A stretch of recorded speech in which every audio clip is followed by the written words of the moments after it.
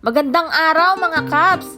Kita nyo naman po, nasa simbahan po tayo ngayon kasi natapat ang rest day natin ng Sunday. Ako nga pala si Eds, dating chef assistant / cashier sa Dubai at ngayon ay factory worker na sa Taiwan. For today's video nga pala mga Kaps, ay samahan nyo po ako sa aking Sunday Mass / night market sa Taiwan. Dito nga pala mga Kaps ay magpapabasbas tayo kasi ngayon ay first Sunday of the month. At the same time, may kabuanan pala natin ngayon mga Kaps. Happy birthday po sa mga July babies dyan!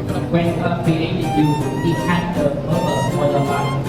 He has planned for your days before what of them can be. So remember that you are to this destiny tonight. I pray on your birthday that your faith in God continue to grow and you brother, and that you find comfort in God's love for you. May God continue to hold you in His gentle hand and make you peace. May God's love be present in your life, because only on your birthday and every day. Amen.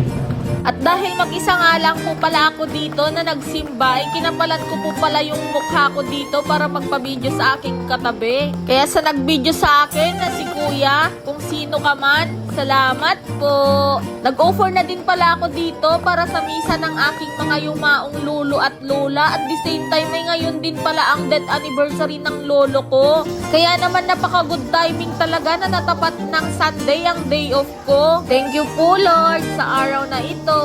After ko nga palang magsimba ay naalala ko na bago na pala yung train station dito sa Chongli. Kaya naman binidyuhan ko na din ito. Grabe, ang ganda din naman talagang pinagbago ng train station na ito. Pero aminin nyo, nakakamiss din yung dating Chongli Station. Hindi na pala ako nakapag-video sa pagbili ko sa mga gold na ito. Dahil ito na pala yung birthday gift ko sa sarili ko sa parating na birthday ko. Thank you, self! Paggabi na pala mga Kaps, kaya naman ang pag-isipan naming mag-night market ngayon. Itutur ko nga pala kayo mga Kaps dito sa Sinuo Night Market.